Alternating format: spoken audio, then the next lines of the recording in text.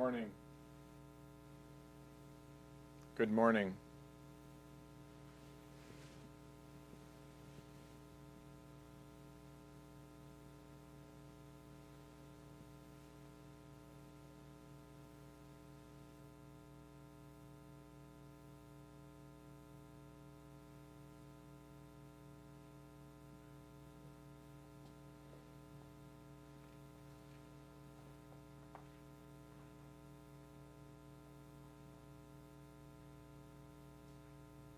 Cameras are off right now.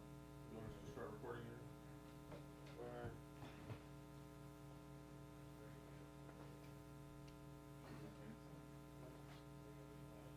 Two and three are hot. Yeah, we're on.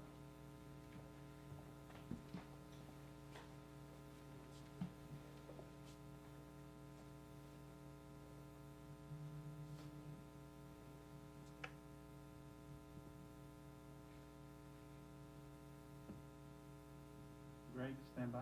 Let's go. I'm here, I'm ready. And you're live.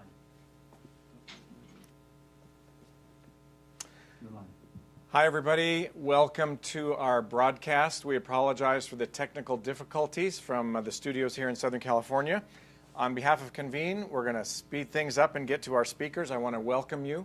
Hundreds of you from coast to coast and maybe some foreign countries that I'm not familiar with are watching.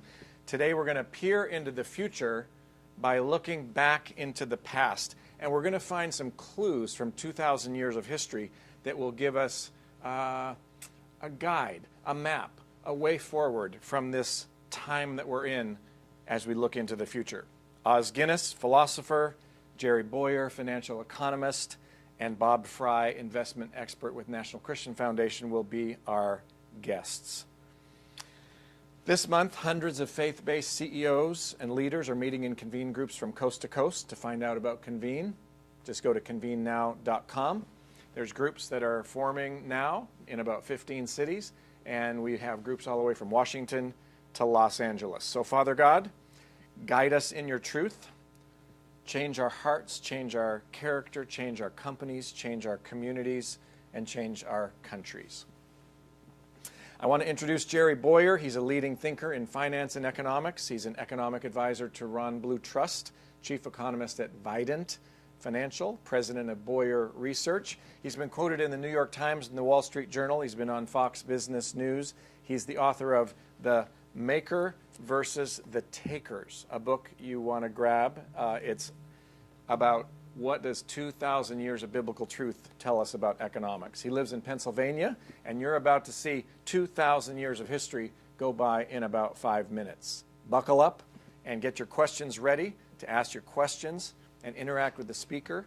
You need to just text the word CCORP or C Corp 222 to the short code 22333. Jerry, welcome to the broadcast.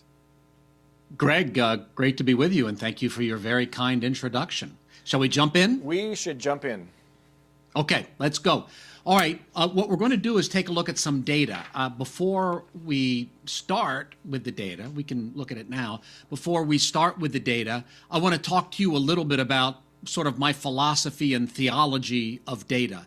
Data is an English word that comes from a Latin word that comes from a Greek word, which means things given. And it's not too much of a stretch to translate that as gifts. Data is a gift to us. It's a gift in that it tells us about the nature of the world. It tells us, and since God created and designed the world, data gives us a glimpse to some degree into the mind of God. So we receive it as a gift. And I'm saying that to you because I'm going to throw a lot of data at you over the next few minutes. And data can be sort of hard, and gifts are frequently like that. So on Christmas morning, some gifts are hard to open. You have to unknot them.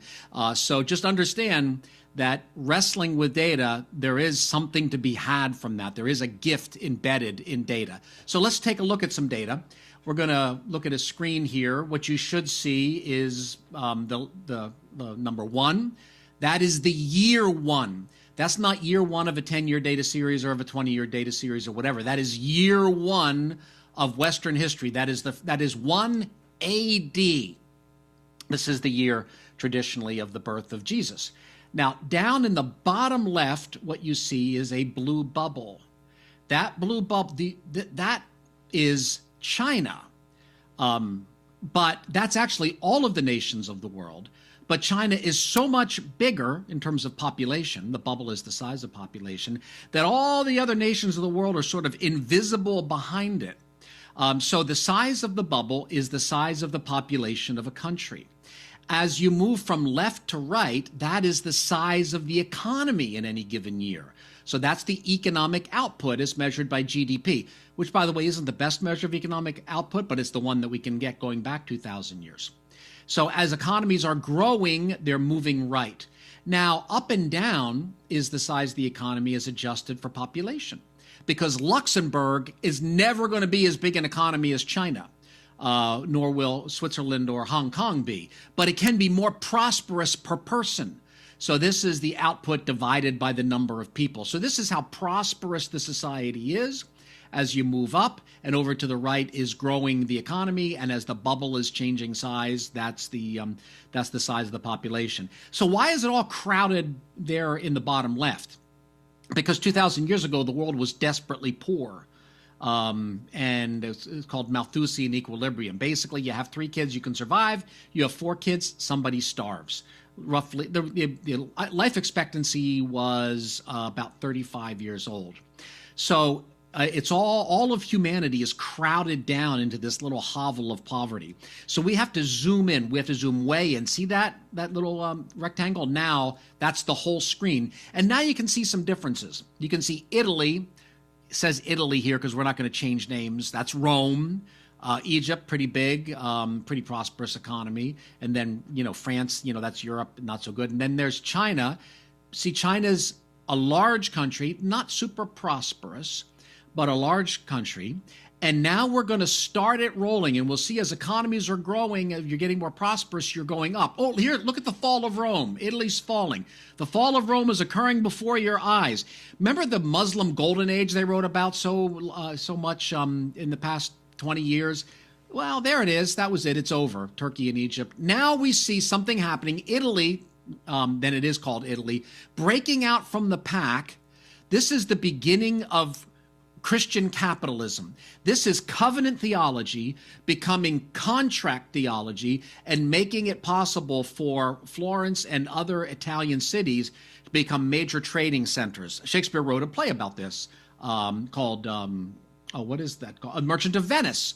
All right, so something's happening there. Now, the red represents the religion of the country. So red is Christian, green is Muslim, blue is Eastern religion. So now we're in the 17th century. Let me just stop for a moment. We are stopped, but let me just say something.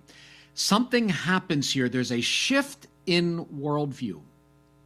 You're going to hear from Os Guinness later. I'm reading Os Guinness's upcoming book. I have the galleys, Magna Carta for Humanity, which is about how the Old Testament, particularly the book of Exodus, becomes the basis of cultural renewal around this time period. And what's happening is people are reading the Hebrew Bible, and they're reading the story of the Exodus and other things, and that's beginning to take hold. We're about at the time of the Glorious Revolution in England, which causes an economic takeoff. And then these ideas, well, let's run it. These ideas travel across the rest of the world. See this red coming out, this red Christian prosperity. The Netherlands takes on these ideas. And then what will happen is the United Kingdom will take on those ideas from the Netherlands, and then they'll come to the United States. We're going to switch data sets here for a moment because there's not one data set that goes all the way back to year 1 that comes to now. So this is 1820 forward. You see China over there on the right, still the biggest country, population, and the biggest economy in the world by a significant margin. If we were zoomed in, we'd see that would show up more. Okay, so let's get the world running. China bops in and out because their data is sketchy because they had a terribly bloody civil war. They weren't always counting their people. They were spending a lot of time killing people. All right, so red, United Kingdom, Australia, Belgium, United States, we're coming out from the pack of humanity to unheard of levels of prosperity. And right there, 1887 is the first data point we have where the United States is larger as an economy than China. Look, we're a smaller bubble. we don't have a lot of population, but we're so prosperous and so productive because of that Christian worldview revolution, that Magna Carta of humanity, that Exodus Hebraic revolution, that extols the virtues of economic productivity as opposed to the Middle Ages, which attack the idea of economic productivity and attack the idea of wealth creation. We said that this is a calling from God, can be a calling from God. And so we passed China. And now we really break out and we see here the United States, the exceptional nation, just breaking out from the pack of humanity. We come out of World War I better than the rest of the world. The Great Depression, we saw that. That was bad. We come out of World War II much better than the rest of the world. And we just go, go, go, go, go. And then there's a reversal. We still keep going, but China catches up and then overtakes as of 2018. So let's go back to about 1973. We're going to put a tail on these countries, as they say in the detective novels. We're putting a trail. And here we see the United States and China. And 73 is an important year, 71, 72, 73. The counterculture is beginning to take hold in the institutions of the United States. We break our national covenant with the world and we go off the gold standard. And around that same time, Deng Xiaoping of China says, enough with this Maoism and mass starvation. To become rich is glorious. And they embrace some aspects of Christian civilization, specifically the market economy, but not other aspects. And then let's run it from there. And we see there's a closing, but then along comes Reagan, and then we pull ahead again, and then we start to close again. And especially with the Great Recession, that's pretty much our undoing in terms of relative growth. And if we took this forward to now, not in this data set, the Great Suppression and the COVID crisis, China would be, by this metric, significantly ahead. So what are you telling me, Jerry? Why are you talking about this? Are you on China's side? Are you rah-rah China? No. I pray for the Chinese regime to change. I pray for these evil, wicked dictators to be deposed and for the people of China to have freedom and for the persecuted church to be vindicated. I ask, how long, O Lord, will you let this go unaddressed?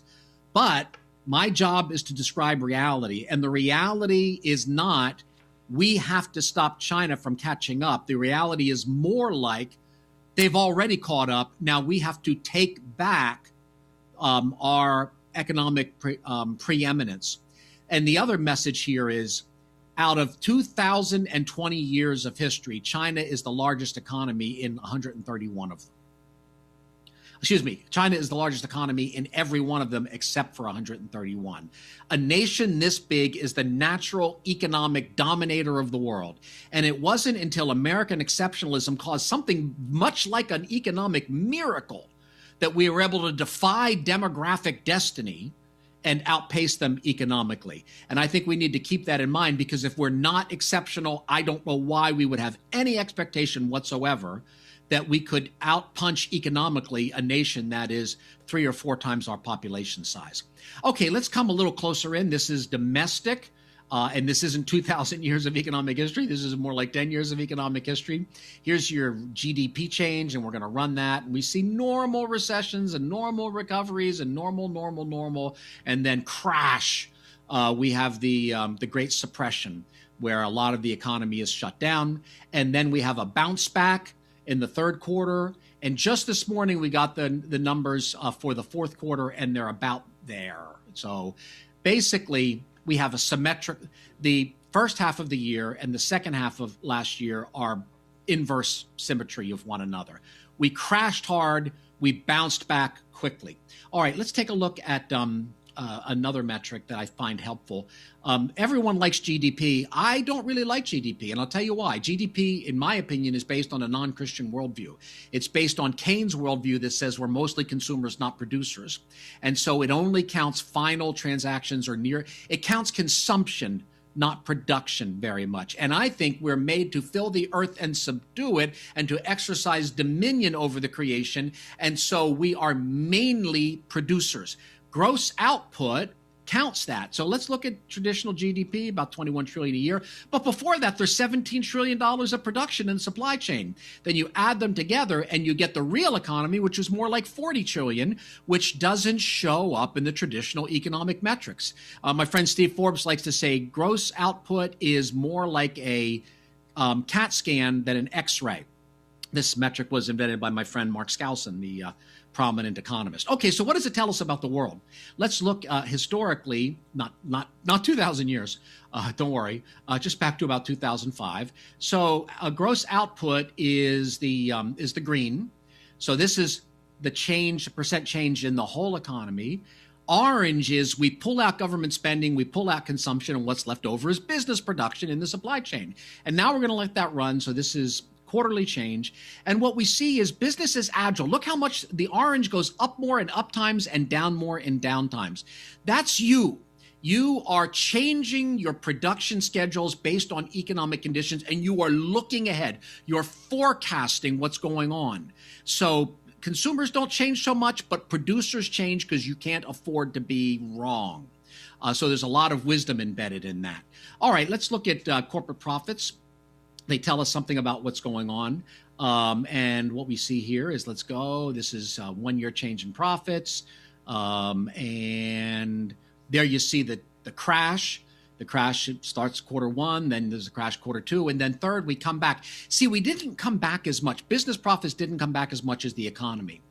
Because if we, I'm not going to go back, but if we went back and looked at that gross output versus business activity, what happened is consumption was shut down by government decree and partly by fear of the pandemic, but production didn't shut down as much. We padlocked more malls than we padlocked companies that produce jeans. We padlocked more restaurants than we padlocked companies that process food.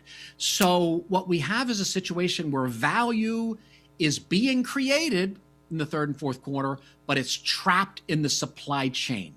And so the profit doesn't show up as an accounting entity until you actually sell the stuff. Now, you made the wealth when you built the car, but the profit shows up when you sell the car. Okay, let's keep going. So we took that business activity thing, that's along the top. We lined it up with a real-time survey of business managers, and we see that the universe makes sense when business managers are saying things are really bad. In fact, business activity is really being cut back. But look over to the right. Business managers' sentiment and expectations are getting better, indicating recovery, not just in the fourth quarter, which we just saw this morning confirmed, but also in the first quarter of this year as well, and probably out into the future. So things are great, right, Jerry? No, they're not great. So there's something that we need to be concerned about, and that is this. This is total public debt, national debt, not private debt, government debt, not cities, the federal government. Okay, let's let this run. We're going to have to zoom in. Again, it's a scaling thing. Debt was so low back in '66 that we have to zoom in order to see some change. So let's run debt. 300 billion. Oh, for the days of 300 billion national debt. And then, there we have stagflation. And, Ronald Reagan does a lot right, but he can't stop Congress from spending like crazy. So we have a big debt increase. So big we have to zoom out in order to make room for it. And there's the 80s. And the spending consensus continues. We got to zoom out again. Otherwise, we'd go through the roof. The 90s continues, a little bit of a reversal here. That's the peace dividend. And then we zoom out all the way. Now, so see that? Look, you can see the scale tells us what's coming. Now, the Bush administration, I wrote a book about the Bush administration, did a lot of things right, but controlling spending was not one of them. And then the Great Recession, huge increases in debt. And then we're going to see it coming up in a moment. The Great Suppression and the COVID crisis. It's like a bottle rocket going straight up. Well, Jerry, we can handle that debt because we have so much economic productivity. Well, hold on a second. So this is debt plus, but we have a line showing debt as percentage of GDP. So that's our, what we're paying, what we have to pay compared to what we're producing. And it's really actually pretty manageable. And I spent a lot of time for decades. I've been the guy that the media goes to say, hey, debt's not as bad as you think. We can handle it because we're a big economy. So, if debt is, like here, 30% of output. Well, we can handle 30% of output. It's 40% of output. We can handle that. It's 50% of output. Reagan's destroying the country. No, it's only 50% of our GDP. We can handle that. All right. Oh, wow. 60%. Okay. We reverse that a little bit, but we're going to come back up. Bush is doing a lot of spending, but we do have good growth as well. And here we go. Great recession. The debt growth outpaces our economic growth. And then here we go. There it is. Another bottle rocket. Triple whammy. You have a recession, tax revenues are low. You have a recession, you try to spend your way out of it. So that's increasing debt with two factors. Then you're shrinking the denominator, the GDP. Triple whammy, exploding debt percentage of GDP to a new normal of something like 130%. So we went from being like a Northern European economy to like a Southern European debt crisis economy. And so how do we pay for all that debt? Well, let me tell you, it's not through savings. Let's zoom in on M1. That's Milton Friedman's favorite money metric.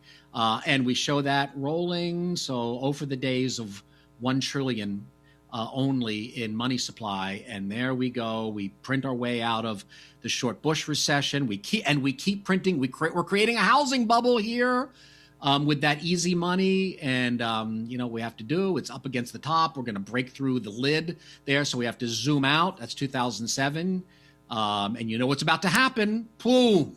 We try to print our way out of the Great Recession. Doesn't really work. We have to grow our way out of the Great Recession. And then on we go, and we keep printing. We keep increasing. We have a new normal of money creation. And let's just take it on home to the sad present reality. We're going to come up on the, here's QE1, QE2, QE3, QE4, QE5, QE infinity, Q infinity and beyond. And then so expansionary in terms of monetary policy already, and then we hit the bottle rocket of the COVID crisis. So markets, are they worried about it? Well, let's see. Here's a market that's worried about it. Gold. Look at that rapid expansion in gold price. Here's another market that's worried about it. We put Bitcoin on the same chart as gold. Bitcoin went up so much that it made gold look flat. Now, Bitcoin's highly variable, et cetera. And it's gone down about 10,000 since then. But gold and Bitcoin and Ethereum have something that have done well, these are the best performing asset classes, have something in common. They're all bets against the US dollar and against our system and against our debt system. They're all bets that are worried about debt.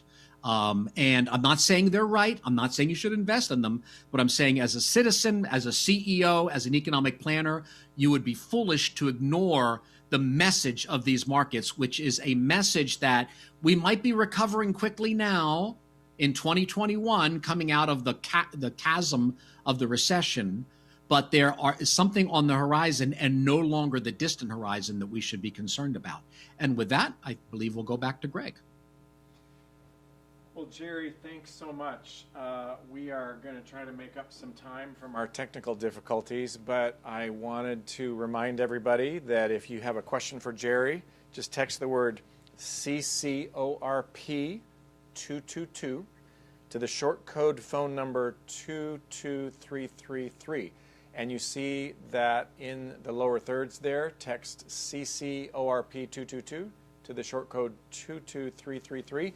And Jerry will answer your question. So Jerry, here's my first question, which is, so debt as a percentage of GDP is not looking good at all.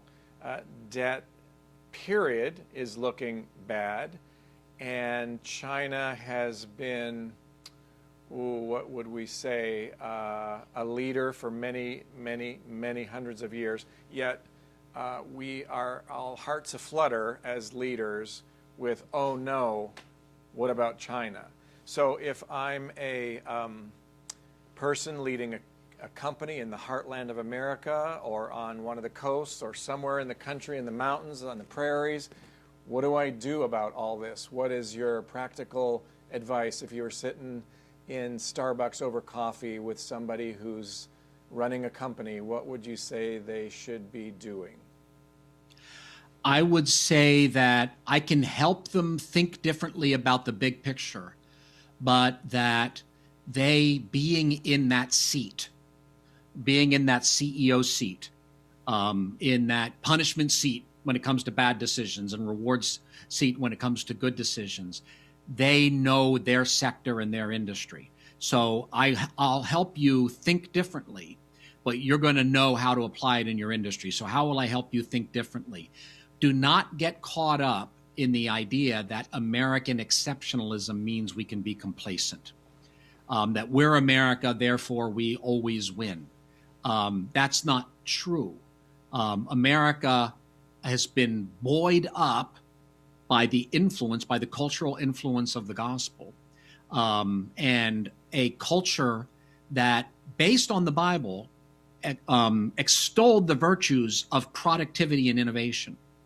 But if we don't have that anymore, we have a serious tailwind, not just against China, but against India too, against really the whole world, and that we have to be smarter. So we no longer have the tailwind of we're America and America always wins.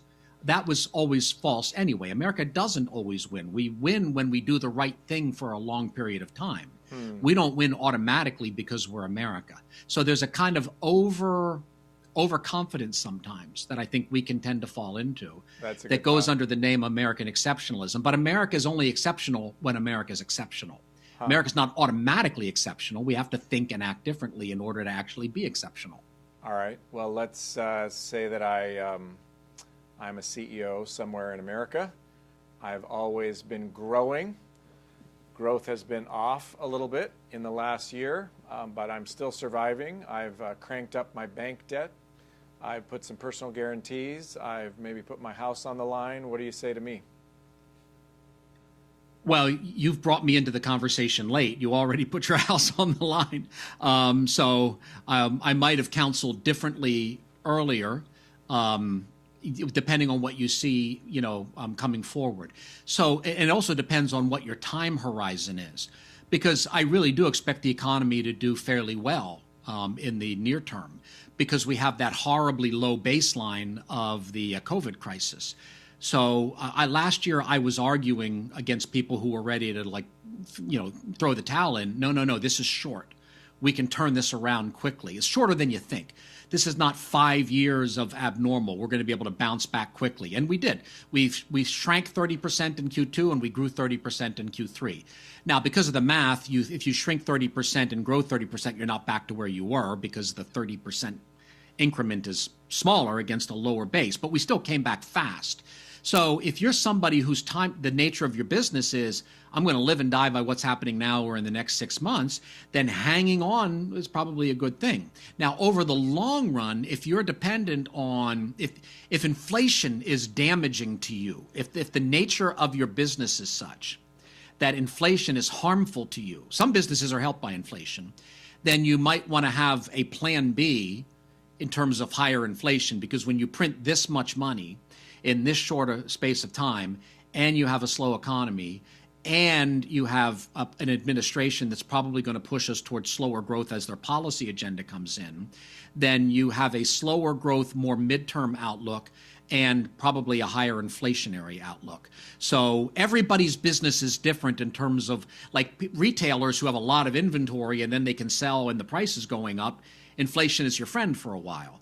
But wholesalers, it's kind of the opposite position in many ways. So it all depends on, on your particular business. So I can't give universal advice. I can just give you an outlook, which then you apply to your own situation. Okay, here's a question from the audience. What are your thoughts on modern money policy, quote unquote, modern money policy in terms of debt inflation relationship? So modern money policy, I guess this is a reference to what's called MMT, modern money theory, et cetera. This is just a new repackaging of the worst forms of Keynesian economics. You remember I mentioned during my remarks that in the Bible, the emphasis is on work and production, and then you consume, right? So you work 6 days and you rest 1, right? So there is a work and then consume. John Maynard Keynes became an atheist, rejected Victorianism, rejected the Victorian worldview, rejected the Victorian moral code, rejected the sexual code in particular, and that by doing that, by not engaging in any relationship that could lead to children, possibly, it came to the conclusion that in the long run we're all dead, so he didn't look at the long run. So Keynesianism basically said, we need to, savings bad, spending good, and we're going to inflate things so we can punish you if you're a saver and then get you spending, because the economy runs on spending, not on saving. Now, towards the end of his life, John Maynard Keynes, interestingly enough, married a woman, shocking all his friends, tried to have children, but that didn't work, and told Friedrich Hayek that he's actually having some concerns about all this Keynesian stuff and all this spending and inflation stuff. But don't worry, I can pull back on it. He died shortly thereafter, and he never did pull back on it. Modern monetary theory is basically taking the thing that even Keynes said was going too far and mainstreaming it into the Democratic Party and saying there's an almost infinite ability to spend because there's an almost infinite ability to print money. And that is really playing footsie with economic and financial disaster.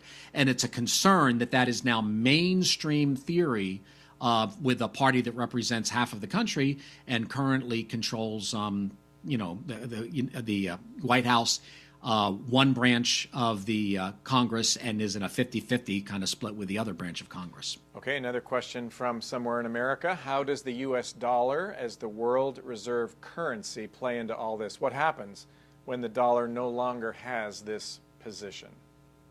That's a great question. I've been talking with a venture capitalist about this just kind of as a thought experiment recently. And this is one of the issues where a lot of our friends have been predicting hyperinflation and the loss of the reserve currency status for a while. I spent a lot of time 2009, 2010, 11, and 12 helping financial advisors talk to clients who had been like watching Glenn Beck or seeing videos going around talking about imminent hyperinflation and saying, no, it's a long-term danger, but it's not what's going on now. What did they miss? What they missed is that you only have inflation if you have money circulating domestically. It's too much money chasing too few goods. Well, if the Fed prints a lot of money, but the banks hoard it, then it's not circulating. And it doesn't affect inflation yet. And when you had bad economic conditions and a lot of regulation, the banks were essentially afraid to lend. Plus, the Fed paid them to not lend by paying money on their reserves. So that's a hoarding in the bank system. It's not circulating. All right, something else going on. Since we're the kind of the reserve currency of the world, a lot of the money the Fed printed went overseas. So it's circulating, but it's not domestic. So dollars that are being hoarded by foreign central banks, how are they going to affect our price level? They're not in my pocket. We're not spending them. So you had a lot of money creation, but you had a lot of that money creation not circulated in domestic banks, circulating but not domestic. You had a lot of other money circulating but not domestic. I think I said that wrong. The bank money was domestic but not circulating. The foreign holdings of dollars were circulating but not domestic. And it's not until those two money reservoirs actually come flooding into our domestic economy that we actually would see inflation. And I think a lot of people, a lot of newsletter, a lot of blogging people, a lot of talk radio people were really prematurely pushing a hyperinflation scenario because they weren't really aware of the international nature of the dollar, which is that it's not just our currency, it's really the world's currency. So we can print a lot of it and still have the world take it until they don't. When do they stop taking those dollars and start sending them back? When they lose confidence in us. And that is really kind of a character issue and a relational issue more than it's a mechanical financial issue. Okay, let's take about 3 or 4 more minutes and try to make up a little bit of time and do some short answers to some questions that are still streaming in. Congress passing stimulus packages. We all know about that. How does that new debt impact the economy, or have you already really spoken to that with what your previous comments were? That new debt increases that risk of a future debt crisis, which is showing up in gold prices and cryptocurrencies as a hedge against that. And it's not helping the economy much, and it's making things worse when those chickens come home to roost. Okay. Gold. What about gold? Should I buy some? Hey, I'm not going to do that. I just, what I'm going to do in the seat that I'm sitting in right now as a macroeconomist, what I'm going to say is pay attention to gold. It knows something. It's not perfect. It can get too frightened. It can spike too much. But it does know something. There's wisdom in the marketplace. So gold is telling us that there are people, and the gold market is big. So that's a lot of knowledge embedded in the gold price, that they're concerned about not the short run. Short run inflation expectations are low, but over the mid and long run. So gold is a warning to us that we dare not ignore. Is there anything I should be watching for at Davos? Yes, whatever they say, believe the opposite. That's great. Cryptocurrency. Kind of like gold, it hasn't quite figured out what it is. Crypto is not as smart as gold. It's more volatile. We were doing some analysis on this recently. Gold knows things earlier than crypto. Gold trades on real economic outlook. Crypto trades on headlines. But again, this is a bet against the dollar. You know, I think of these cryptocurrencies as sort of like this. You're in this crowded auditorium, and you wonder if there's going to be a fire. Do I smell a little smoke? I don't know. And over there is a door, and that door is an exit. But I don't know what it's an exit to. I don't know what my cryptocurrency is going to do for me in the future. People are crowding around the exit because they're frightened about the main auditorium. And the more people who are crowded around the exit, the more people go, something must be going on, so I'm going there. So there's a lot of momentum. So cryptos are essentially an exit out of the world of paper and Fed and debt and treasuries and all the rest of it. And we're so frightened that a lot of people are taking the exit door, not being entirely sure exactly what it is that they're buying. Okay. I've got a question popping up here that just disappeared. Let me do another one. China's manipulation of the currency. Is there a problem that could happen that we're not aware of as they try to outsmart the U.S. policy for money, for monetary policy? Yeah, this whole thing's a very dangerous area. We don't want China debasing, right? So what are we doing? We're saying don't debase China. But they could go in the other direction and say, okay, we'll let the yuan appreciate against the dollar so you can manage your trade balances. But what is that really doing? That's weakening the dollar. So how can we're really stuck. And we blame China, and China is blameworthy. But if we're in a bad position, I think we first need to blame us.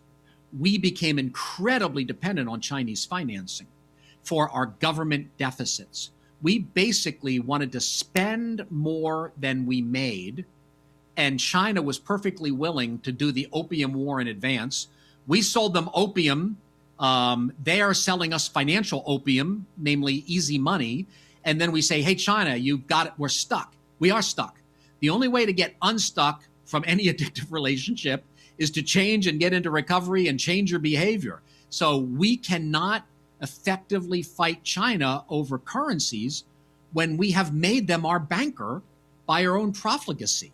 America's relationship with China is not mainly a matter of China, it's mainly a matter of America. If we get back to sound money, to controlled spending levels, to an economic innovation and cultural renewal, China is a non-worry. China is a worry because we're falling short, not mainly because they're manipulative. They were manipulative for all that 131 years, but we still won. It's when we faltered that they caught up. Okay, let me just mention your book again, The Maker versus the Taker, What Jesus Really Said About Social Justice and Economics. You have a chapter in the book, Jerry, Jesus' Economic Parables. Maybe there's some people out there who say, I'm not a reader, just give me the Cliff's Notes. What do the parables of Jesus have to teach us about economics? The parables of Jesus are largely about economics. And the parables of Jesus are essentially little business case studies from Jesus, and they're about the economic system that he's critiquing. Well, we won't have time to get into this, but let me just say, having spent years on this and a lot of detail, that if we don't think Jesus is talking about economics, it's because we're not really paying close attention. Jesus is actively engaging in commentary about the economy of ancient Galilee and ancient Judea. And let me just bottom line it. Jesus is not engaged in a general approval of wealth, nor is he engaged in a general critique of wealth, nor is he mainly engaged in a critique of our attitude about wealth. That's kind of the evangelical story. But Jesus is engaged in a critique of wealth gotten by men who got that wealth by extracting it from the producing class using their political connections. Cronyism, whether you want to call it socialism, crony capitalism, fascism, or whatever, Jesus is engaging in a rhetorical war against that economic system. And he tells a parable about a vineyard, which is an economic parable. And it says in Luke's gospel that the religious leaders discerned that he was talking about them, and then they set out to destroy him. So Jesus is telling these parables that are getting more and more and more clear, and he's describing the top-down, economically exploitative system of Judea, which contrasts with the more entrepreneurial economic system of Galilee. And I know that sounds really strange, which is why there are hundreds and hundreds of facts that I put together in order to make the strong case for that. Great. 2 minutes or so left. I'm not sure we said this or you ever said this, but here's the question. Why is the USA, why is the United States of America God's blessed economy? Did you say that in your book? I'm not sure. What about all the people being part of God's kingdom? How can we be working for world growth? Good luck with that question, sir. Oh, I don't think I said, I mean, look, every good and perfect thing is from the Father above, he says James. So America's economy is blessed, but the whole world is blessed by God. I think what I'm saying is that when nations found themselves on a biblical worldview, that creates a flourishing effect. And when I say that, people kind of get caught up on, oh, that's prosperity gospel. No, prosperity gospel is magic. So I'm not talking about prosperity gospel, which is if you say certain things or if you believe hard enough or if you give to this ministry, you'll prosper. I'm not talking about the prosperity gospel. I'm talking about the gospel and the downstream prosperity effects that come to a culture when it actually believes the gospel, nothing but the gospel, and the whole gospel, which includes human dignity, human beings made in the image of God, and includes a blessing of God to all callings, including commerce and business. And the church has not always gotten this right. There's been a strong tendency in church history to treat marketplace as second-class citizens. That's the point of the book, is that Jesus does not treat marketplace people as second-class citizens. And once you get there, then you see that hockey stick economic curve going on. It's not magic or anything like that. It is the nature of the universe that to honor the image of God in human beings, which we're free to do by the gospel, leads to downstream cultural, artistic, and yes, financial blessing. Jerry, if somebody wants to find out more about the work you've done and save themselves decades of work by reading more of your work or listening to your podcasts or reading your articles, where would they go? Well, there's the book. You mentioned that, and I thank you for mentioning it. I'm pretty easy to find on social media. I think the group I'm talking to, if you're social media people, you're probably not Twitter and you're probably not Instagram or TikTok, but you might be LinkedIn. So, pop an invite on LinkedIn.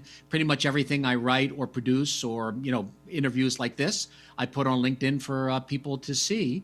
And I'm happy to have conversations with people who are serious about getting deep into those things. So Great. Well, Bowyer, Bowyer, don't forget the spelling. You'll have trouble finding me, but with that, we can continue the conversation. Jerry, thank you very much for taking I think it's lunchtime in Pennsylvania, and thanks to your wife, Susan, and your people for getting all that amazing technology working, and thanks for how you've, I think, maybe calmed some fears and cause some people to do some deeper thinking. Thanks for being with us. My pleasure. Thanks for the invitation.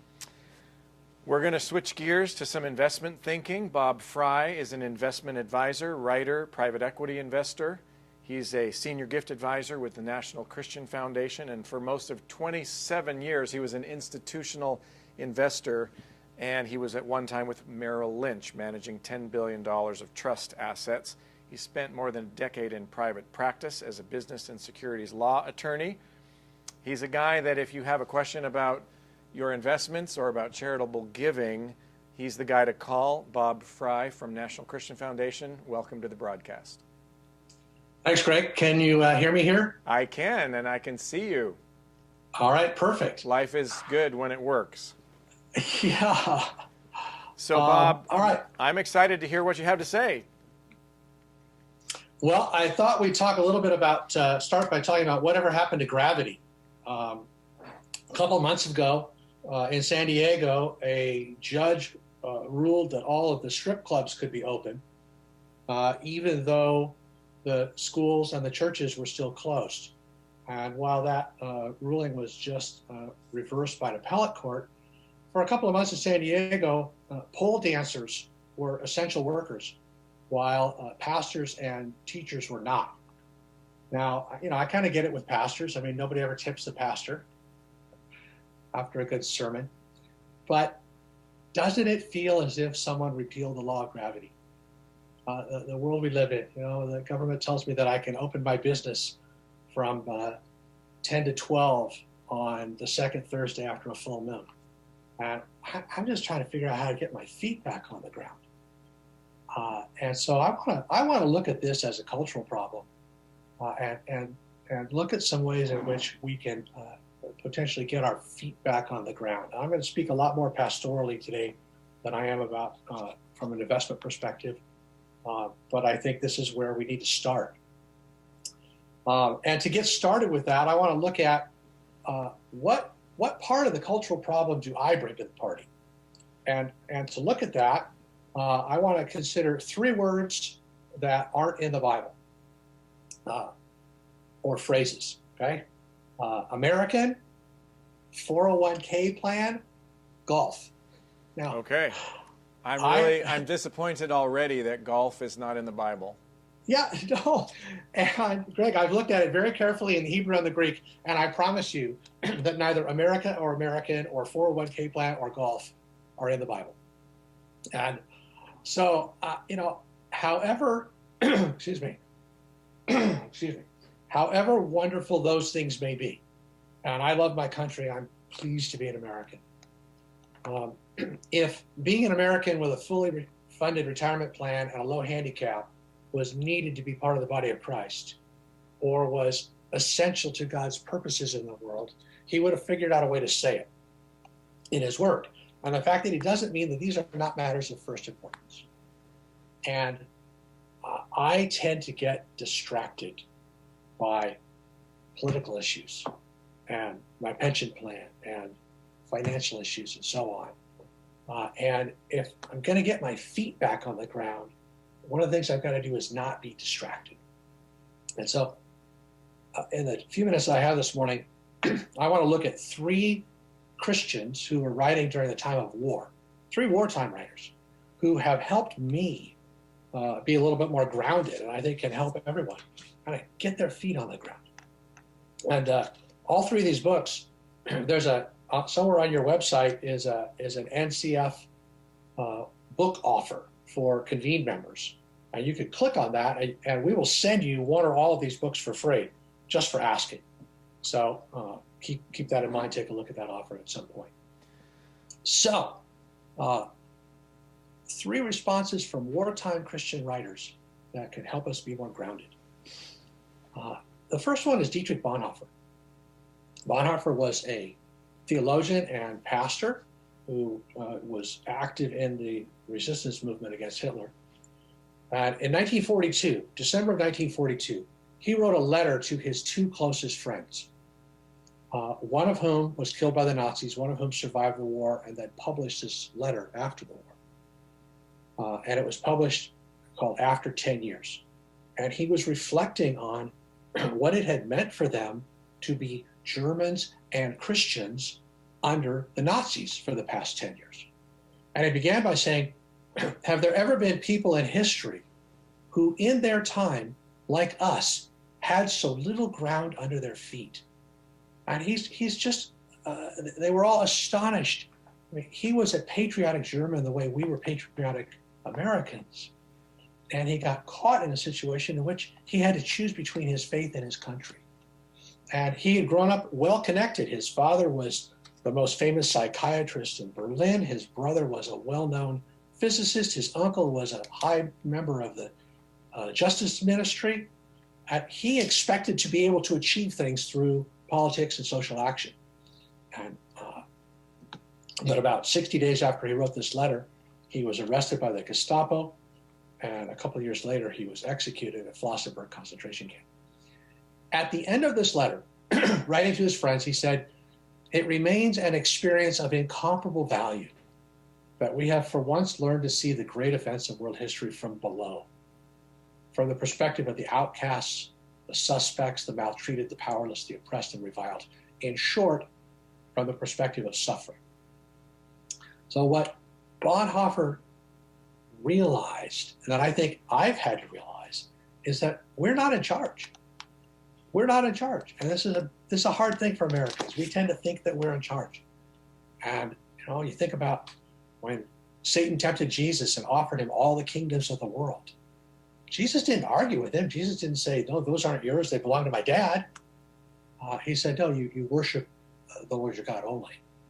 And he acknowledged that Satan has some charge. So we need to realize that we're not in charge. Second wartime writer, actually writers, Biddy, B-I-D-D-Y, and Oswald Chambers, known most famously for My Utmost for His Highest. And Oswald Chambers, interestingly, is the person after whom Os Guinness was named, at least according to Kathleen Chambers, Biddy and Oswald's daughter. Indeed. And these are really interesting people, Greg. I mean, Oswald was passionate about his relationship with God and Christ and just had a singular focus on that.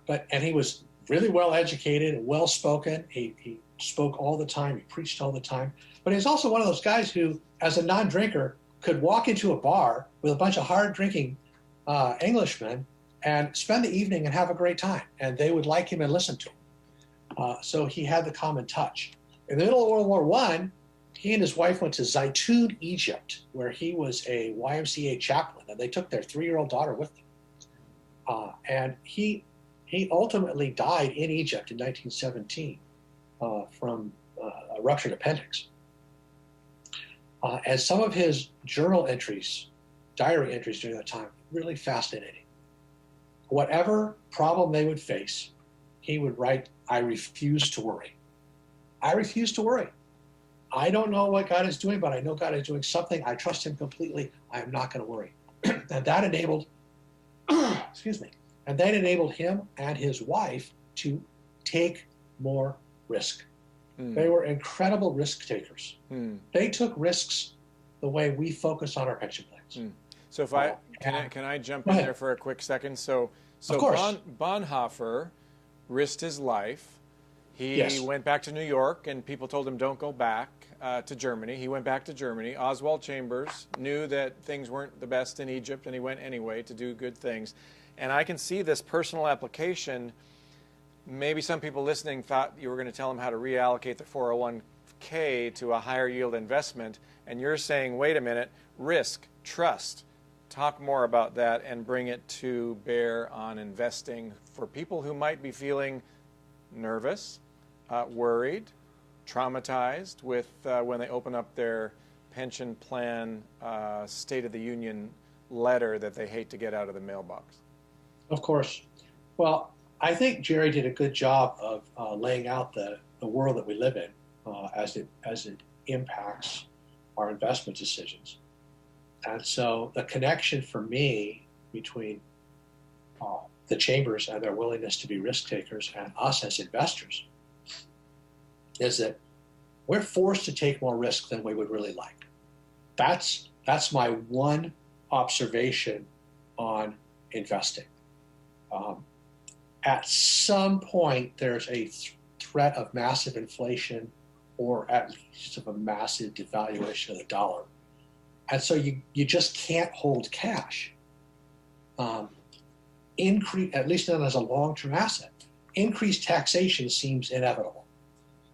So we're going to have to earn 8% to get 4%. Increased business regulation seems inevitable.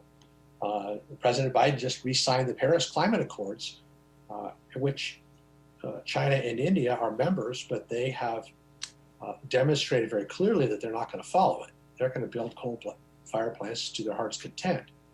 And so we are going to have burdens imposed on our businesses in a regulatory manner that they are not going to have imposed on theirs. Finally, long-term government bonds, we've used those forever to balance our portfolios and take risk out of our portfolios. But at a time when the long bond is yielding 1%, those bonds represent return-free risk. Right? The 40% allocation to long-term government bonds could end up being the riskiest part of our portfolio. So what do? Well, we have to suck it up and put on our big girl pants and our big boy pants and force ourselves to invest more aggressively. We've got to have higher allocations to equities than we would like. We have to have greater allocations to emerging markets, China, India, and places like that than we would like. And we can't carry as much debt and cash as we would like. And I just don't see any good way around that. When you're talking about stock market investing, maybe we do more with hard assets. Maybe we own more real estate because that's an inflation-protected asset. Maybe we try and own other business interests and things like that that are hard assets and that are income-producing. But I don't think traditional investing works. Did that answer your question, Greg? There you go. What do you say to the person who has some stock they bought for $5,000? All of a sudden, they looked one day, it's worth $75,000. They have enough income to live. They have a little bit of savings in the bank. National Christian Foundation is a place where they can turn to think about complex asset gifts, or in this case, appreciated stock gifts. Talk about that for people who might say, Bob Frey, I've heard you say you don't have to pay income tax. Is that true? It's true this year. In the middle of the crisis last year, the government passed the CARES Act. And one of the provisions of the CARES Act is that there was a 100% income tax charitable deduction for federal purposes in 2020. Right at the end of the year of the second stimulus package, all of those provisions were extended into 2021. So for this year, you can take a 100% income tax charitable deduction by giving cash to public charities. And the thing that's really interesting about that is that it gives us access to assets for giving purposes that we couldn't normally reach. So people that have stock options, for example, on publicly traded stock, that are part of their compensation, when they exercise those options, it's ordinary income typically. And they can exercise the option, donate the cash, and not pay any tax for federal purposes. And so on our website and on the place where we have the book offer, there's also a document that Convene members can download called Opportunity of a Lifetime. And that describes some of the things that can be done this year only, chances are, to take advantage of that 100% income tax charitable deduction. It's pretty extraordinary. Great. And so, Bob, somebody's out there saying, okay, Dietrich Bonhoeffer, I haven't read that book, Oswald Chambers, Utmost for His Highest, P.T. Forsyth, The Soul of Prayer, 3 books you'd like to give people. What do they do to get a copy? Just click onto the little place that should be on the screen right now that says NCF Book Offer. And if that doesn't work for whatever reason, call us or send me an email, rfryjr@gmail.com, rfryjr@gmail.com. I'll see that you get one of those books. All right. Well, if you want to talk to Bob some more, if you want to grab one of those books, NCF, that's Never Charlie Frank, ncfgiving.com, and find the book offer section. And you will find in your mailbox Dietrich Bonhoeffer's book, Oswald Chambers' book, or P.T. Forsyth's book, all incredible books. And if you want to figure out how to really not pay income tax, Bob is your guy. So, Bob, I hope you're not floating away in all the rain up there in Northern California. And I'm grateful for you kind of rolling with our tech difficulties this morning. And we're very grateful for you and all the people at National Christian Foundation. It's our pleasure, Craig. Thanks. Well, Os Guinness is standing by. Os Guinness, as has been referred to by some of the other people on our call, lives his life on behalf of freedom and civility and truth. He is the great, great, great grandson of Arthur Guinness, the Dublin brewer and founder of Guinness Beer that some of you are familiar with. He was born in China in World War II to medical missionaries, returned to Europe when he was expelled with other foreigners in 1951. He completed his undergraduate degree at University of London, his Doctor of Philosophy at Oxford.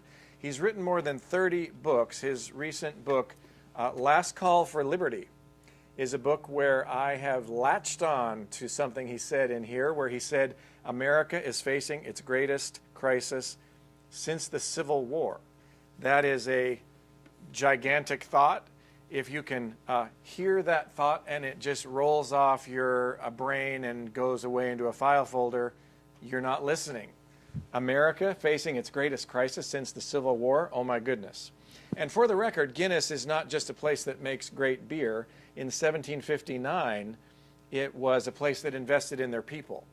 It's a business. On day one, they offered wages 20% higher than the Dublin average. They were the first company in Ireland to provide pensions for the worker and the widow. And in 1870, they opened a doctor's office at the company store. So Os Guinness in Washington, D.C., welcome to the broadcast. Well, thank you, Greg. A great privilege to be with you. It's a great privilege to be with you. I told Os yesterday that I've been holding on to this little book for 30 years that he maybe forgot he wrote, Winning Back the Soul of American Business. And that's what we're about. That's what you who are listening are all about. You're all about business. And Os writes in this little book, which I kind of, as you can see, really like. And he says, many people are meeting in core groups and fellowship groups today that are spiritual hot tubs, not spiritual weight rooms. Had William Wilberforce been a member of some of our modern fellowship groups, the Clapham sect would have become the Clapham Spa, and nothing more would have been heard of William Wilberforce. But William Wilberforce met with a group of people who held his feet to the fire, called him to a higher place, and because of that, slavery was abolished in England. So, Os, thanks for your writing. Thanks for your work. We're excited about what you are going to share with us, and we are listening. Take it away, sir. Thank you, Greg. What an immense privilege to be with you. I am not a businessman, but many members of my family obviously are. And I'm very proud of the fact that when Arthur Guinness came to faith under the preaching of John Wesley in the Great Awakening in the 1730s, he brought in Christian principles from the beginning, and particularly Wesley's simple dictum, earn all you can, save all you can, and the third one, very importantly, give all you can. And our family became over the years Ireland's most generous philanthropists, but doing most of it anonymously. That's another story. Greg asked me to say something about the challenges of faith in the present situation. Many of you may have heard a story that President Reagan used to love to tell. There are many versions of it, but his version was of a Soviet factory where a worker every day for 20 years at the end of the day trundled towards the gates with a wheelbarrow with straw or sand. And he pointed to the guards and said, simply for my garden. And the guards were very suspicious, rummaged through the straw, the sand, or whatever was there, and could find nothing. They let him through. One day he came with nothing, and they said, "Why nothing today?" And he said, "Well, I'm retiring tomorrow." "Oh, well," the guard said, "listen, you got by me for 20 years. Let me ask you now, since you're retiring, what have you been smuggling?" The man winked at him, said, "Wheelbarrows." In other words, hiding in plain sight. And I always remember that story when I think of the last 5 years. America has been obsessed with President Trump. Never Trumpers on one side, pro-Trumpers on the other side. But many people who've been obsessed with the president have not thought more deeply about the state of the country. And that's what I want to talk about. And that's where faith is so important, quite apart from Trump. And where I'm for him or against him doesn't matter today at all. America's facing choices that you could put in 3 words: revolution, oligarchy, or homecoming. I want to talk about the radical left, the first one. Oligarchy means the consolidation of politics, the bureaucratic state, academia, the media, high-tech, and woke business, all coming together to create one-party politics, incredibly dangerous for the country. Homecoming would be simply, and you know the biblical word repentance in Greek is metanoia, an about turn of heart and mind. But in Hebrew, it's teshuvah, which means an about turn of heart and mind, but also coming home, homecoming. Because sin is alienation, sin is exile, and people who come back to the Lord come home. And America's deepest need is to come home to the best of its first principles. I'll pick that up again at the end, but I want to talk about that first one, revolution. Many of you will remember the high point of the Revolutionary War was Yorktown, 1781. And legend has it that when the British troops were ordered to come out to surrender, they were commanded to play the tune, "The World Turned Upside Down." Now that ballad came from the English Revolution, 1642, and it was Christian. And the idea was very simple. God creates order, sin creates disorder, so God works into the disorder and turns it upside down in order to turn the world the right way up. Think of the challenges of the agitators to the Apostle Paul in Acts 17. These men who have turned the world upside down. In other words, they were turning it through the gospel the right way up. Now, the English Revolution was the first of the major 5 revolutions of the modern world. The English, 1642. The American, 1776. The French, 1789. The Russian, 1917. And the Chinese, 1949. I was there as a boy. Now, if you compare them, the first 2, the English and American, look different. The English failed, the American succeeded. But they're actually very similar because both the English-speaking revolutions came through the Reformation out of the Bible, and particularly the books of Exodus and Deuteronomy. One failed, one succeeded, but they both are biblical. Whereas the French, the Russian, and the Chinese are anti-religious, anti-biblical, anti-Christian, and anti-clerical. And as Solzhenitsyn used to point out, that hatred of God is deeper in the radical left than any view of politics or economics that they have. Now, why is that important? It was mentioned that I thought we have deeper divisions in this country than at any moment since the Civil War. But why? Some say it's the coastals against the heartlanders. Some say it's the nationalists and populists over against the globalists, like George Soros, Borderless Worlds, and so on.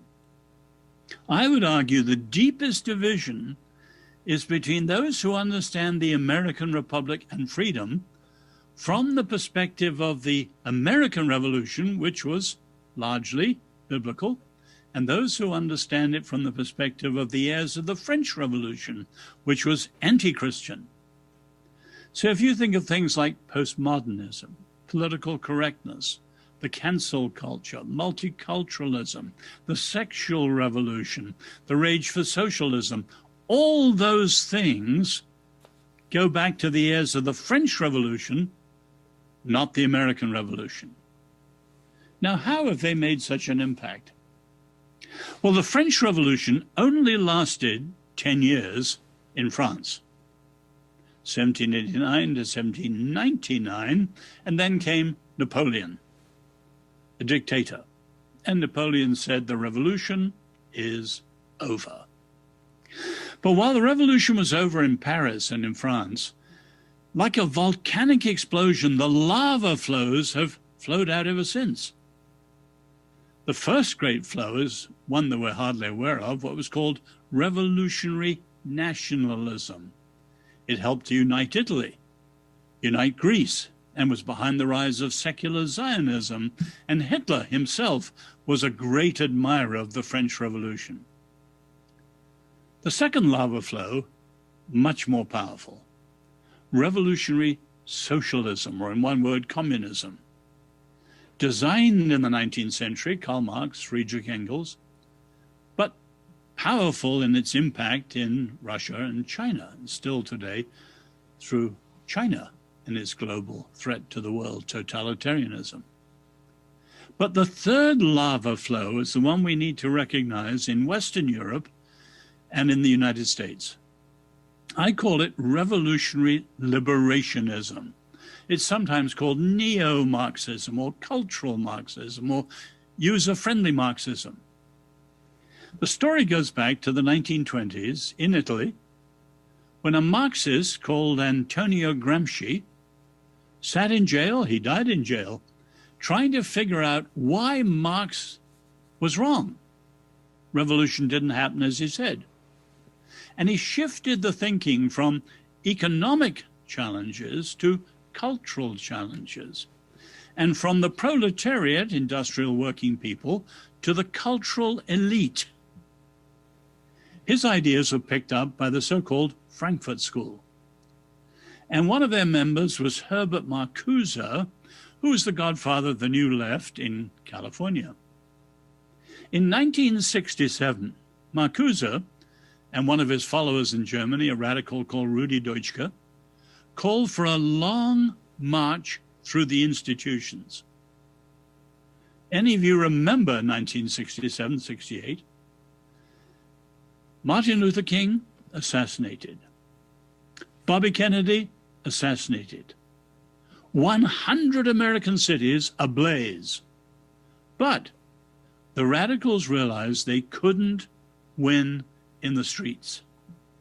They had to do a long march, a detour, and slowly, incrementally, win the high schools, colleges, and universities, win the press and the media, win Hollywood and entertainment, and win the business world. And then they could sweep down from the ideas parts of culture to gain the whole culture. Now, of course, we're 50-odd years later, and you can see they've done it. And everything, say, in the campuses, from cancel culture to the speech codes, comes from that radical left.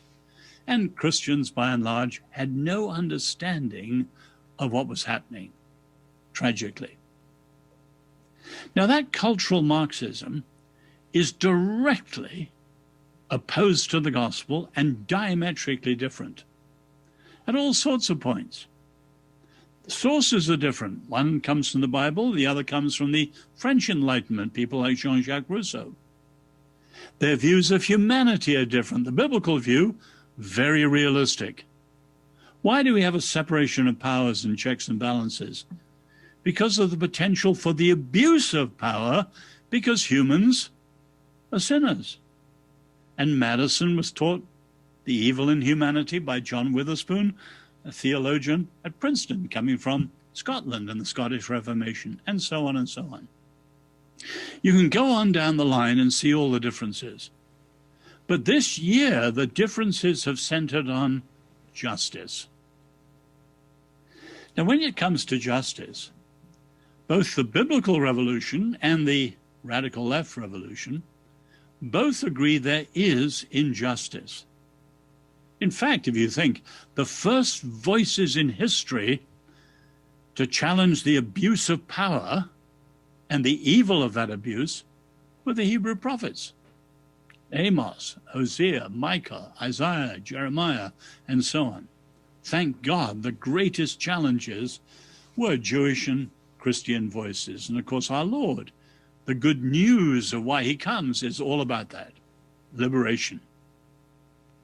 So we both agree there is injustice. The difference comes, though, as to how you address it. If you look at the biblical revolution, you address truth to power, calling for a confession of sin, repentance, that about turn of heart and mind, forgiveness, which frees the past and opens up a second chance free future, and of course reconciliation between humans and the Lord and between humans and humans. Now, I said those things very fast, but the gospel in the book of Acts is described in one word as peacemaking, because that's what it does. It addresses sin and evil and injustice by putting wrong right in the most radical way ever done. Cultural Marxism doesn't. It does see the injustice, say the killing of George Floyd this summer, but it tackles it very differently. It's called theory, or critical race theory, or critical women's theory, or queer studies, or fat studies, or whatever, but they all do the same thing. They analyze discourse, the way people speak. They look for the majority, the minority, the superior, what they call the subaltern, the oppressor, and the victim. And then when you've identified the victim, not as an individual, but as a group, then you use the victim, weaponized, to challenge the status quo and overthrow it. But you could say a lot of things that are wrong about that. But one is, since there's no Lord, no God, there is no truth, all that's left is power. And it's one power overthrowing another power, and a clash of powers without end until you have what the Romans call the peace of despotism. You have a power that's able to put down all other powers and so on. But is that freedom? No. It's might overcoming right. Now, tragically, many Christians didn't understand the rise of revolutionary liberationism, cultural Marxism, neo-Marxism, call it what you like. And so it's crept through our ideas formative institutions and affected many of our young people, including many of our pastors. I've talked to pastors in the West Coast who's essentially drunk the Kool-Aid, giving you Black Lives Matter ideology without realizing the cultural Marxism from which it came. And this is tragic. Now, as I said, that's only the first. Revolution. Please God, no.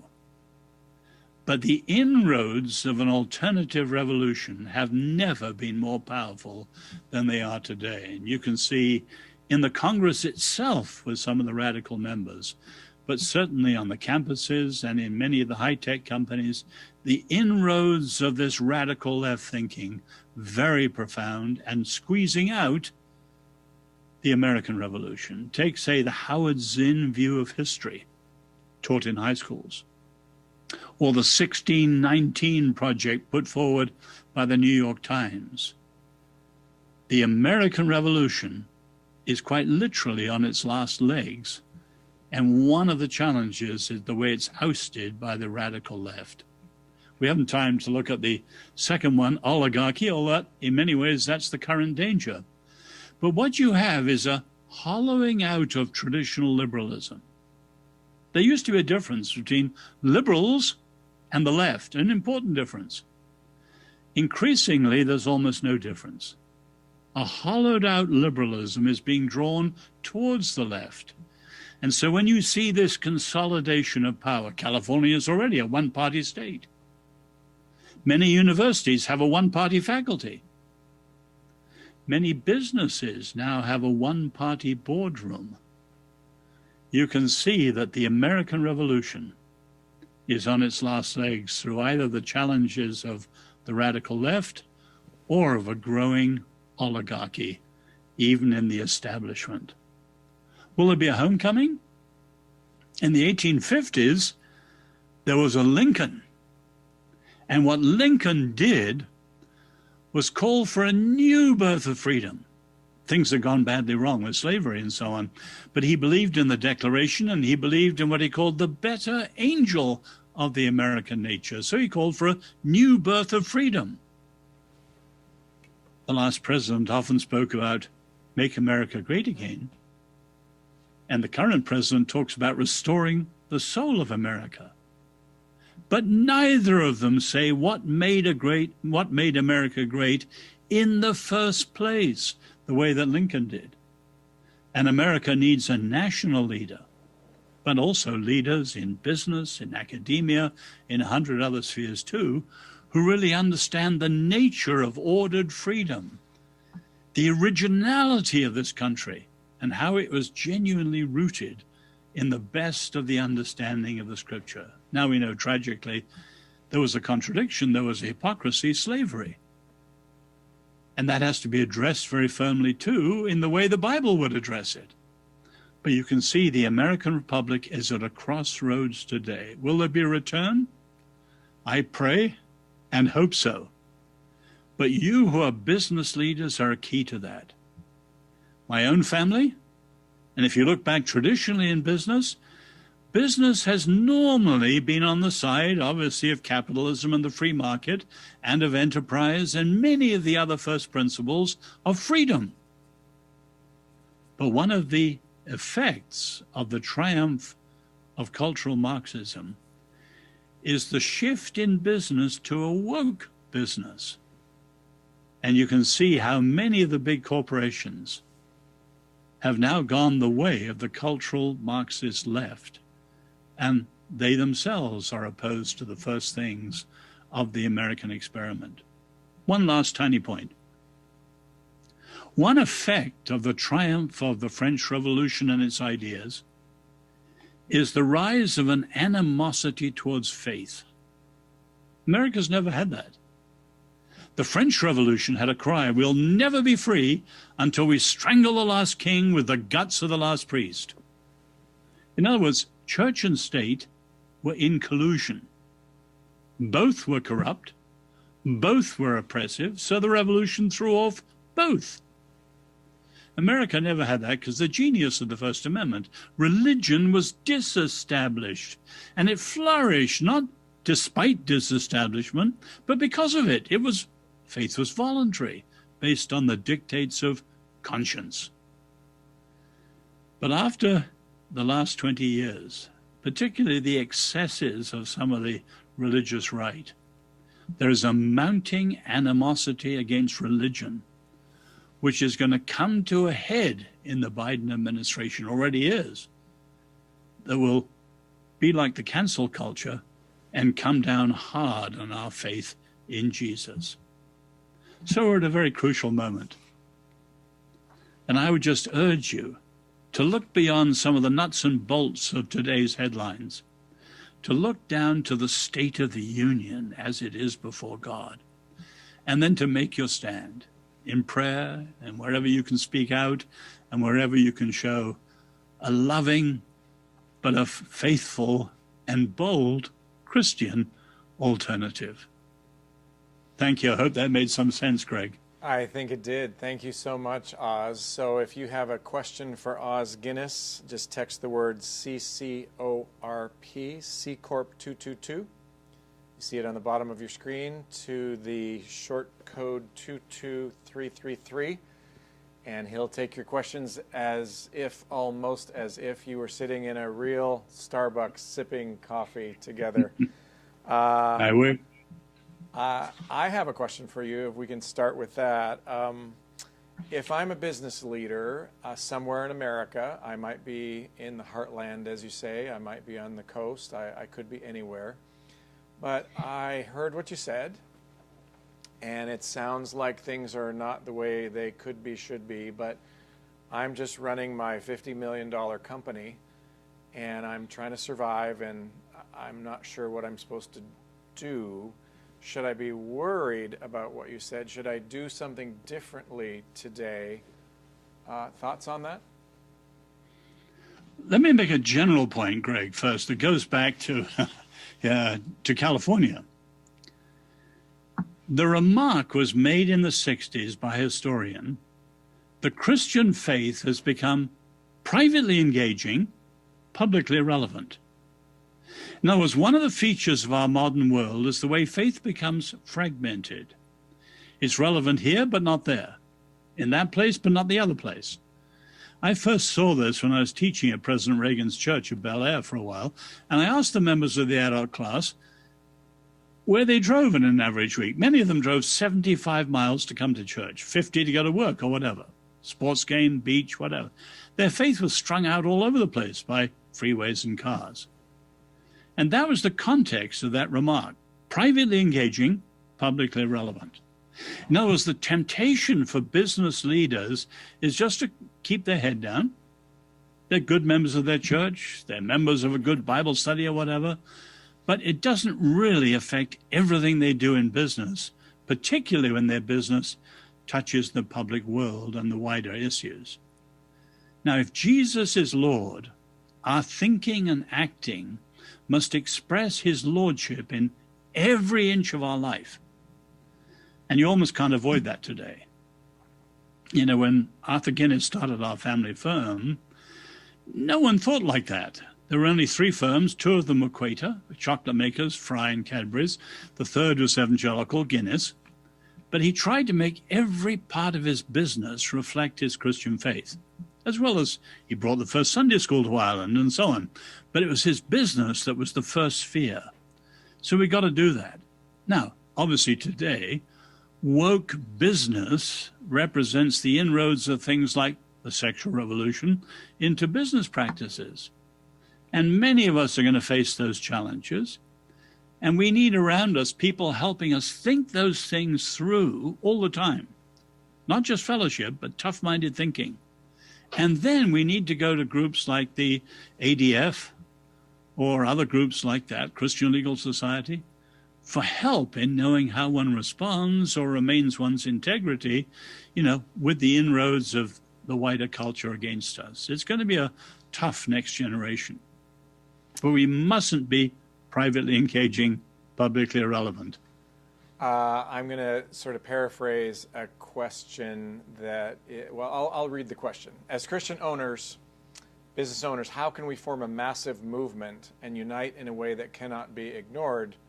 As you said, we have a huge movement against us. And there are people out there today who would say, if I've heard it once, I've heard it 50 times, George Soros had hundreds of companies that he funds through his billions of dollars, and we need to create our own hundreds of companies and our own billions of dollars. But yet, the company that I grew up in, ServiceMaster, for 20 years, we said we're going to love people, we're going to value people, we're going to create dignity for people, and it's not about a huge movement. So how do I sort of deal with this dichotomy of Soros and many companies and hundreds of billions of dollars, and I run a $50 million company and I pay good wages? Soros is the leading atheist globalist.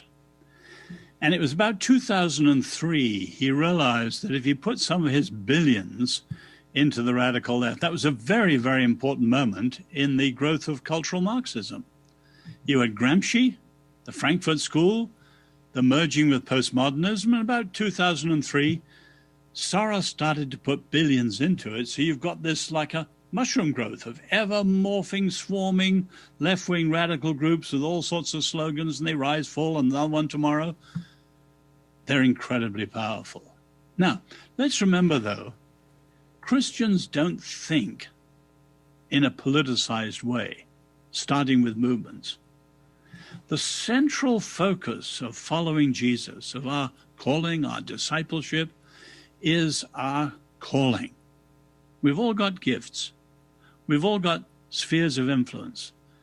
We've got to think through, are we being fully Christian with our gifts in our spheres of influence? And they vary with all of us. Some people have multinationals, some people have small businesses, and so on.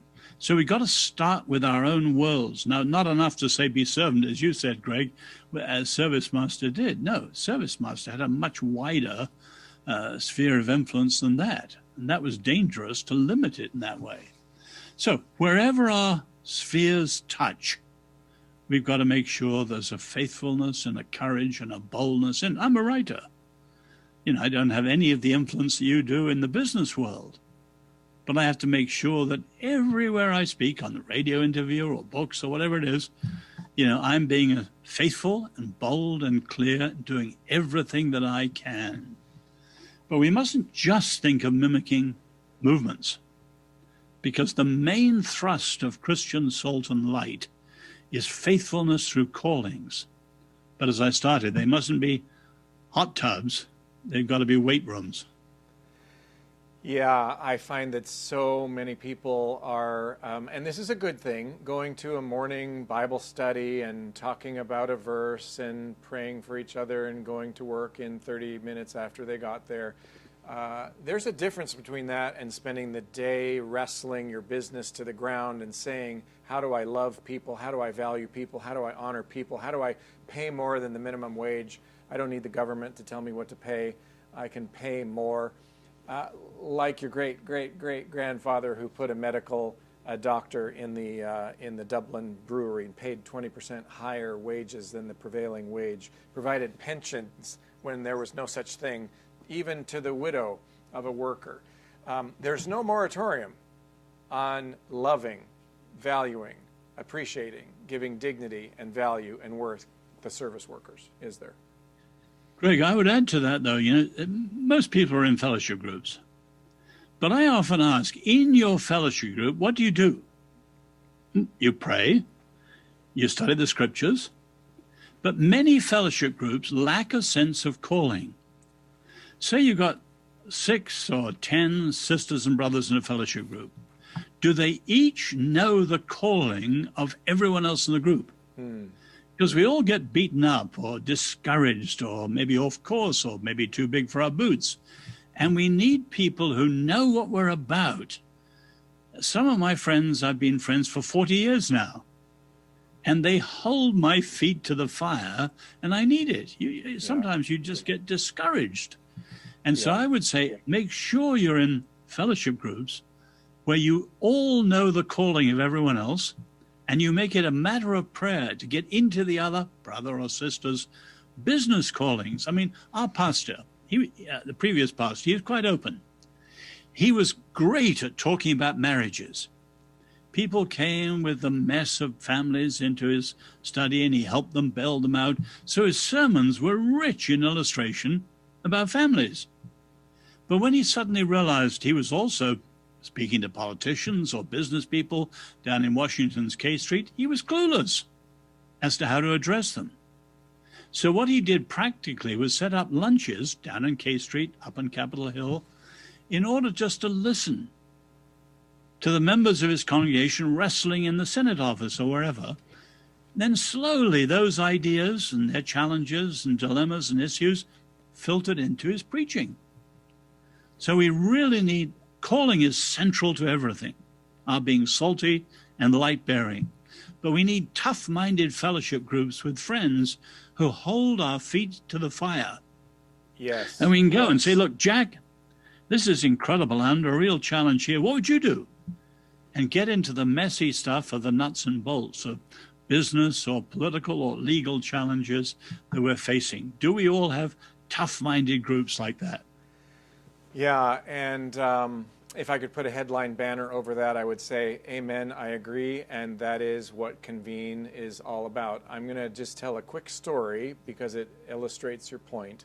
I was in one of our groups, I don't know, 3, 4, 5 weeks ago, and the group leader, after 10 years or so, was transitioning to a new leader. So there's the old leader, the new leader, and the 10, 15, 20 lives of businessmen and women that had been influenced by this leader who was leaving. His name is Mark Vincent, over the course of a decade. One after the other, these tough CEOs would get up and they would say, my business was saved because of this group and the advice I got.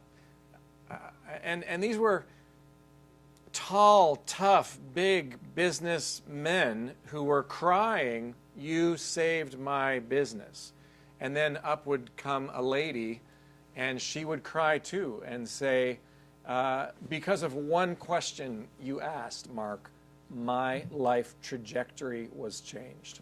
Another guy would get up and say, if it wasn't for you, I'd be bankrupt. And that's because, and this went on for an hour, people saying, because I spend a day a month with all of you people, we speak into each other's lives in the way that you just described, Oz. So we need more of that. And we have a question from the audience. How do we balance gospel-centeredness and political involvement? A growing message in churches is Christians should focus on the gospel, not politics. Well, just think of that theologically and then politically. Theologically, Jesus is Lord of every part of life. Now, we've got to keep politics in its place, but that includes politics. Now, when I say politics in its place, politics, as they say, is downstream. You know the old saying, the first thing to say about politics is that politics is not the first thing. So you just take, say, ideas, and then families, and schools and colleges, and you've gone down the line. Politics is well down the line from all of those, but it is incredibly important. And if Christ is the Lord of every inch of life, he is the Lord of our political thinking too. So no follower of Jesus in America can give up thinking about politics. Now, run the same question through politically. If we were Chinese Christians, we wouldn't be responsible for China. It's a totalitarian country. We could pray for it. The party is responsible, and the average citizen has no part at all. Now, that's somewhat true in a monarchy. I'm under the Queen as an English person. But in a republic, every citizen is responsible for the whole republic and every citizen. In other words, there's a collective responsibility. That's we the people. And that comes from the notion of covenant, a reciprocal responsibility of all for all. So the Jews say every Jew is responsible for every Jew, or they used to say it. So no American who understands the republic, which is different from democracy, every American is responsible for the republic. We're not like the early church. The early church had no say in Rome at all, at least at the beginning. This is a republic. So both for theological reasons and for political reasons, every follower of Jesus is willy-nilly responsible in politics. Thank you. Well, any closing thoughts, Oz, as we wrap up in a minute or so? Speak to that business leader you're having a cup of coffee with, and what should they be thinking about or doing as they head into their workday today? Well, a note of encouragement. We're at a time of grand transition, like Augustine with the fall of Rome. Times like that are crisis, but they always have silver linings. First, false identifications where people have identified, tied the church in and the faith in with this and that, they fall away. And we got to see our identity, our allegiance, our loyalty is Jesus. But also another point that comes out of times of crisis, the end is not the end. That's from Reinhold Niebuhr. In other words, there's two meanings of the word end in the Bible. The word finis in Latin, which means ending, conclusion, full stop. We born, we grow, we die. There are ends, the end of the Roman Empire, maybe one day the end of America. There are ends like that. But the second meaning of the word end in the Bible is the Greek word telos, which means the end as an objective, a purpose, a culmination. And the great thing is, in times of crisis, there are ends of the first sense, which we lament, but God always has ends of the second sense that we look forward to. So we can be realistic and hopeful in the worst crises. So I would just finish by saying the wonderful thing is, time to get off the back foot and being defensive. The gospel is the best news ever, personal as well as politically and globally. So we as Christians have the key to the human future. God is greater than all. He can be trusted in every situation. Have faith in God. Have no fear. This is a great moment to show our trust in the Lord. Os Guinness, thank you so much for being with us from Washington, D.C. We appreciate it very much. And as a friend of mine likes to say, don't buy this book. Buy a case and give them to all your friends. Last Call for Liberty by Os Guinness. Thank you so much for being with us. Greg, a great privilege. Thank you. God bless you all. Thank you, sir. This event would not be possible without our event partners. So National Christian Foundation, if you're trying to figure out how to do some giving in 2021 that might have a different view than you have had in past years. Instead of figuring out in December how to scurry around and give to the people who've called you the most, call NCF and create a strategy. They're all over the country, and our friends are especially in Orange County and South Florida. ncfgiving.com/California or /South Florida. Marketplace Chaplains, my friend Jason Brown and all his hundreds of chaplains across the country. Many Convene members have a chaplain who comes from Marketplace Chaplains into their business. If you have a box on your org chart called chaplain and your name is in it, it's time to call Marketplace Chaplains. To steal a word from a radio commercial in Southern California, it's the biggest no-brainer in the history of mankind. MCHAPUSA, mchapusa.com. And if you'd like to get together with people who are like-minded and talk about your time, your talent, and your treasure being given to local nonprofits, check out the Barnabas Group at thebarnabasgroup.org.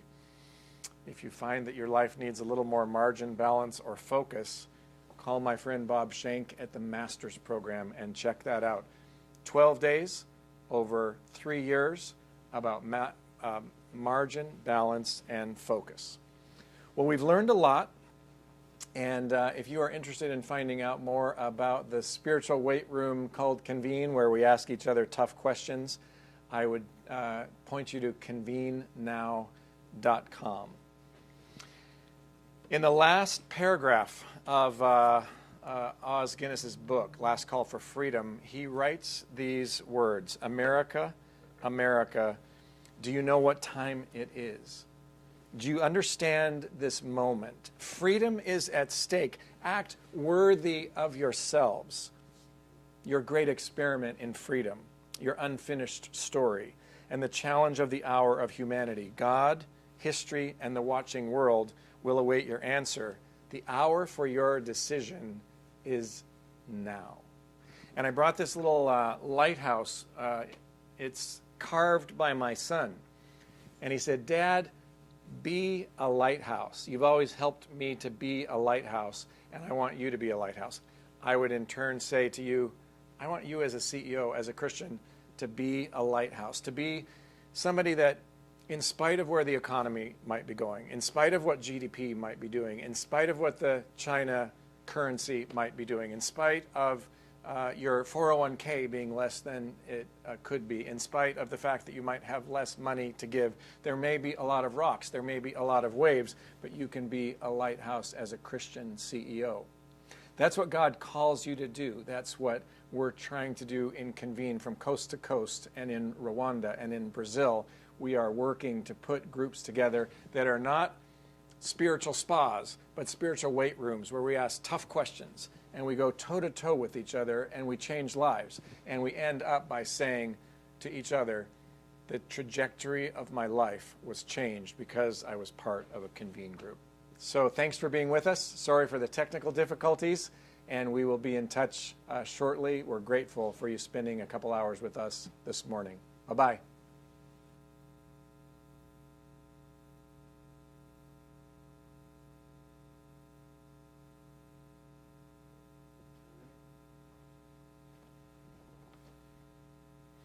Stop rolling.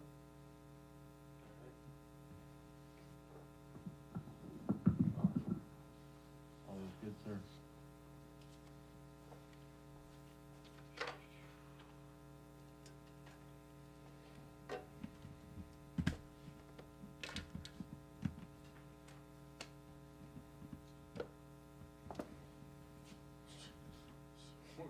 It went well. When it went. When it went. Started off like a lamb at the